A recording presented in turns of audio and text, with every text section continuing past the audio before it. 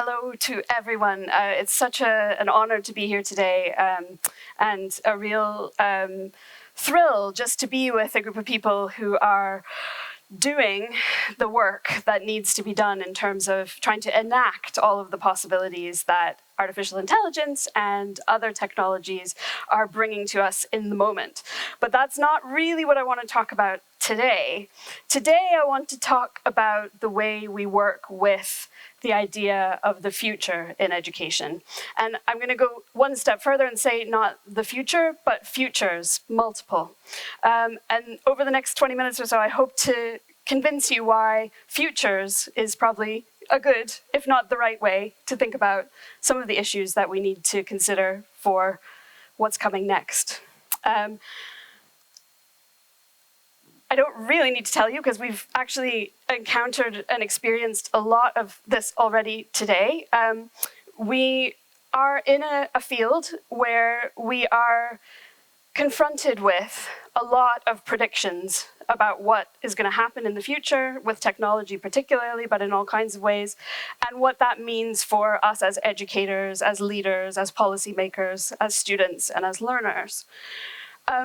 But the kind of subtext of these predictions is almost always that everything is about to be disrupted. We're always on the brink of just, everything's going to change, we're going to have to adapt, hurry up. Here are a few headlines that can't do better than some of the amazing clips and other stuff that we've seen already this morning, but here are a few headlines from the last few months about ChatGPT and generative AI and the ways that's going to disrupt what we do in education now. It dropped like a bomb. We have to wrestle to escape its death grip. It's the end of education as we know it, maybe. And basically, we're looking at disruption. And I'm not actually going to dispute that because I think there's lots of reasons to pay attention to and think about, especially the really rapid emergence of generative AI, accessible technologies in the last few months. But what I would like to say is that those kinds of headlines are not anything new. So these are headlines from the early 2010s to the mid-2010s. There were some other things that were going to massively disrupt everything and require us to change everything we do and rethink everything. MOOCs, massive open online courses, were one in about 2013. That was going to completely end higher education. We probably wouldn't even have universities anymore. Google and other platforms for creating new kind of forms of learning might mean that everyone becomes a teacher, and therefore, that's not a professional role that we'll need anymore in the future. Online education in general, and this is a kind of a difficult one right now because actually we have seen some really significant things happening, particularly as a result of the COVID-19 pandemic. But again, this was something that was, at the time, going to immediately disrupt everything, and that's actually been ongoing for a little while. And the idea of the blockchain in about 2017 was another thing that was understood to potentially radically change what was going to happen with credentialing in higher education in particular. I don't want to be grumpy about this because it makes me feel old, but in fact, this story about the way that technology is going to disrupt education and force us to change is one that I find sort of unhelpful. And it's not because I don't actually love and find interesting a lot of the technological possibilities that we see. I'm a digital education person, so it's sort of my job to care about this and want this. But at the same time, we do have a problem with predictions in our field. And I want to suggest today that in addition to dealing with those predictions as they come in, or maybe dealing with them as we make them ourselves, we also need to be attuned to the range of possibilities that might not be captured in that kind of idea of prediction and disruption and everything that's about to immediately change. And the reason I think that it's important that we should do that is because if we can imagine many different kinds of worlds for education and its future, we can perhaps tune into the complexity and the emergence of the future and value the creative possibilities that that opens up for us. When I talk about the emergence and the complexity of the future, what I mean is for all of the work that we do to predict and for all of the tools that we have at our disposal, stuff happens, right? And futures that exist are made in all kinds of different ways and in unanticipated forms. And in fact, the educational systems that we live now were somebody's future once, right? So that relationship between the past, the present, and the future is one that I think we can usefully pay a lot more attention to when we're trying to do work around what the future of education or futures of education might be. So for me, some useful questions are these. First of all, how do we see digital futures for learning coming to be imagined and acted upon? Secondly, how can they be imagined otherwise? And why, third, should we do that at all? Why does it matter? The predictions that we're working with now, the futures that we've been invited to think about today, come from all kinds of different sources, but a lot of them come from organizations who have in their role a sort of the art of making promises around technologies and how they'll impact different industries. People do all kinds of futuring methods work around scenarios and other kinds of approaches to making futures. We also see data-driven education models increasingly used to try to predict trajectories for the future of education. And these are all kinds of what's called anticipatory work, which means work that is predicting the future or trying to work with the future and then taking action in the present as a result of that. So those are the two kind of components of anticipation. And what all of these particular approaches have in common is that they're trying to make the future feel more manageable and less risky so that we can make decisions, so that we can move forward, so that we know what we should be doing. And that is very important, but it's not on its own enough. One reason for that is that, as I was saying, stuff happens, things emerge that we didn't anticipate and that we couldn't have necessarily accounted for in our predictions or in our data-driven modeling. These are just a few examples of things that perhaps emerged in ways that may have been loosely predicted, but were not predicted in the form that they came. And the last one there about learning continuity in response to climate emergencies is a really interesting report about the Pakistan floods from 2022 and the reactions and actions that were taken in response to that. I recommend it if people haven't seen it.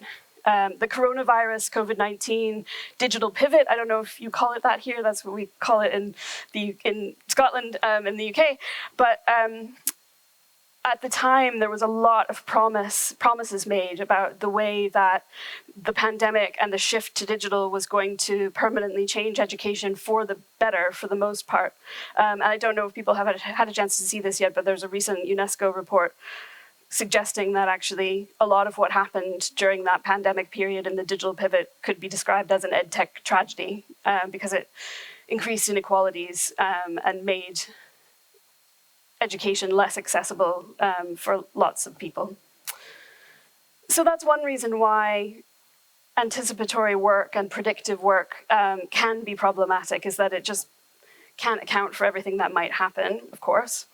But the other and probably the more important reason for me and in the work that I'm trying to do is that if we spend our time trying to eliminate future risks through anticipatory work and prediction, we do this at the expense of what the fantastic researchers Sarah Amsler and Carrie Facer call collective action and forward dreaming for education. So that idea of collective action and that idea of forward dreaming, just keep it in mind for a few minutes. Some ways that I think we might work more with ideas of collective action and forward dreaming are these. So first of all, we may need to bring more voices and perspectives into our thinking about futures and the futures work that we're trying to do. Our perspectives are limited, and others may know and see things differently from the way that we do. And so the importance of plurality and lots of voices coming in is one that I think is one to pay attention to.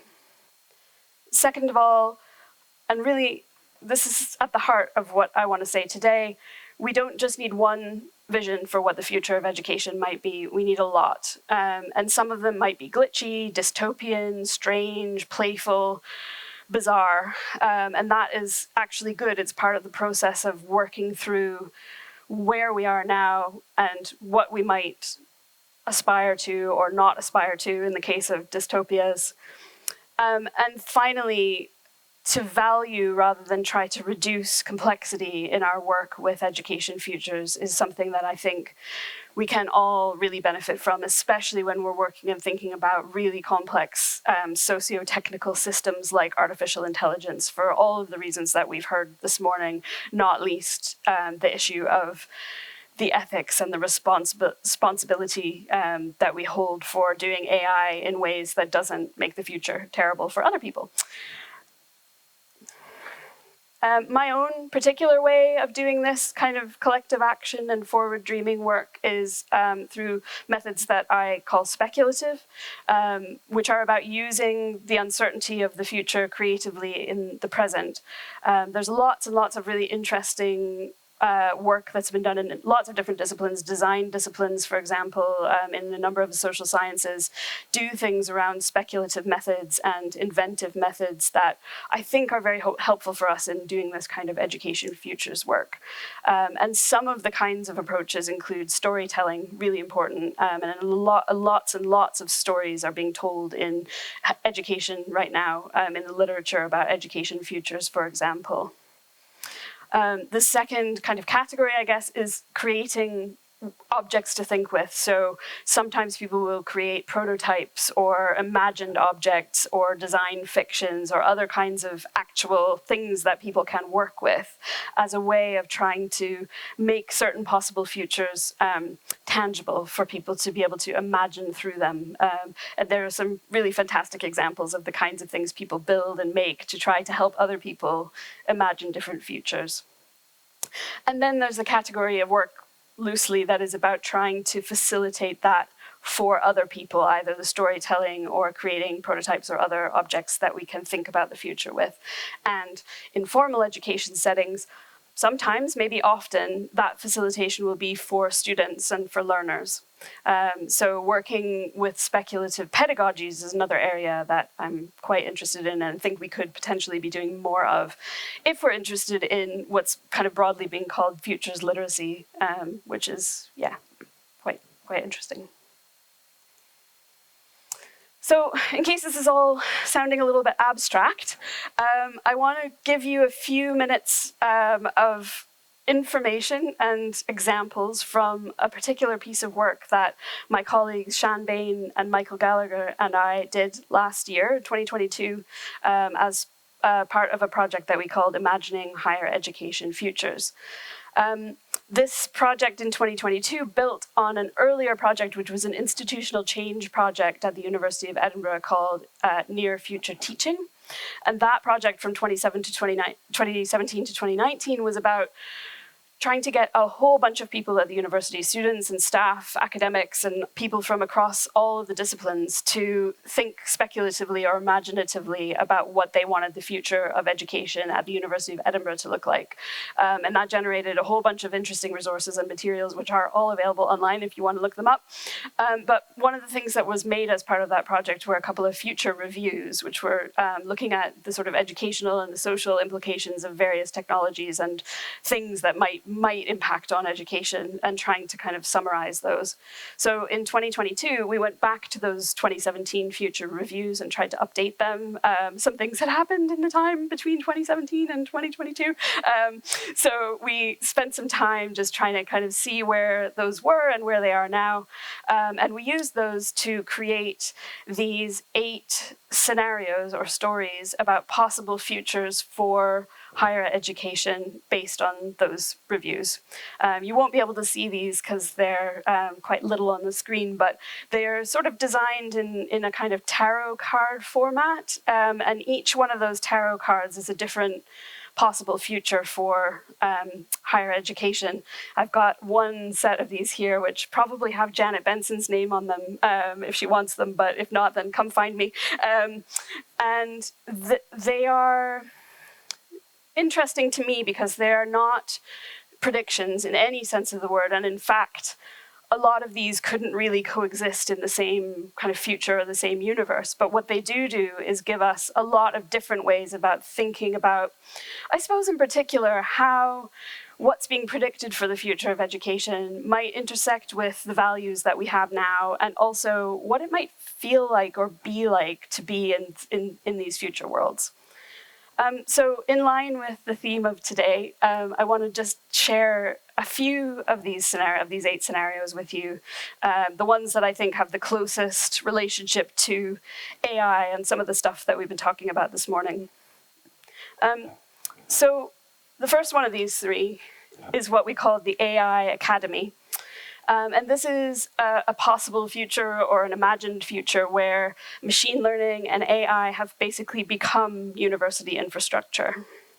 AIs are working across massive linked databases, and they do all of the heavy lifting of academic work, from literature reviews to student assessment. Surveillance is pervasive, from the movement of staff around campus to students' attendance, engagement, and behaviors. And acceptance of this surveillance is high because the benefits are so high. Information is constantly sifted and sorted and pushed to students, academic, and administrators on a just-in-time basis and with an infinite granularity. So this particular future is one in which privacy rights, data rights have sort of been traded in exchange for some really significant benefits for people who are trying to do research, people who are trying to teach, and people who are trying to learn. And behavioral data is kind of really important to how this whole system functions. And that's one, perhaps extreme, but possible trajectory that we do see talked about in education, about the increasing datafication of the university campus, for example, and what that might mean. The second of the 3 stories is about what we called the University of Ennui, and I love this one. This is a world in which automation has taken all of the jobs, and most manual and professional employment and paid work has ceased to be a defining activity of adult humans. As a result, there's massively increased demand for higher education that advances creative, critical, philosophical, and social skills. University education is extended through life, and ubiquitous technology has liberated humans and post-humans, providing effortless access to information and giving them space and unlimited time to celebrate their social and creative qualities. And there's just one problem with that, which is that humans are now struggling to understand what they are for. So in working with this particular scenario, we thought a lot about what it might mean for a university to become a place of refuge, I guess, from an uncertain sense of purpose in the world, and what a university like that would be like and look like. The third and final example that I want to share just now is called enhanced enhancement. And this is one in which cognitive and other forms of physical enhancement have become normalized in society. And in universities, the relationship between artificial intelligence and robotics and big pharma has become like really integrated. Almost all students and staff in this future world use smart drugs to enable the extreme focus and endurance that is needed to complete academic work and keep up with the AI. And cultures of performance, metricization, and productivity intensify. Brain data dominates the data industry and is worth billions. Off-grid, this isn't listed in this bit, but it is in the scenario, off-grid citizen and freedom movements are gaining in power, however, as the implications of this for freedom, mental privacy, and cognitive liberty become clearer. So, if these are not predictions, then what are they? When we made these initially, the idea was they would never really just stand alone as scenarios for the future. Instead, we would use them in workshops with people in order to try to be playful and imaginative and thoughtful about possible education futures.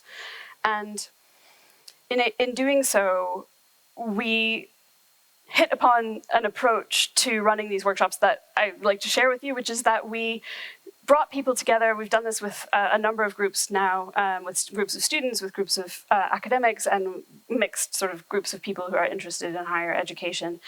And we asked them to choose one of the scenarios and try to work out what a good university would look like in that future.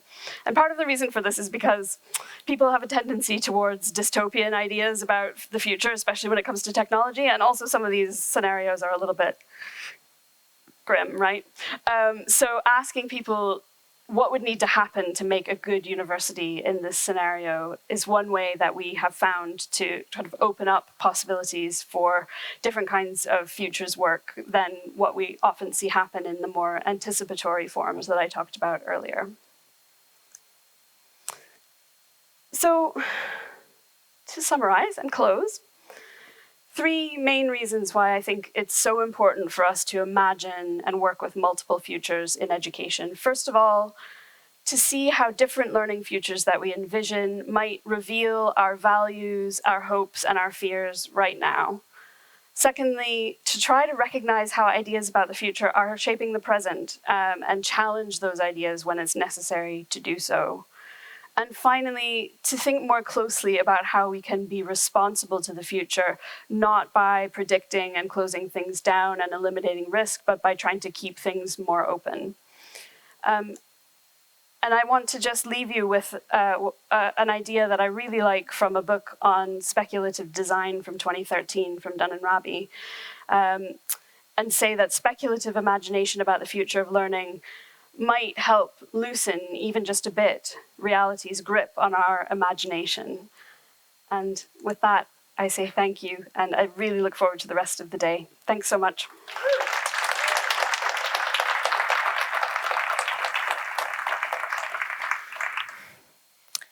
What can I say?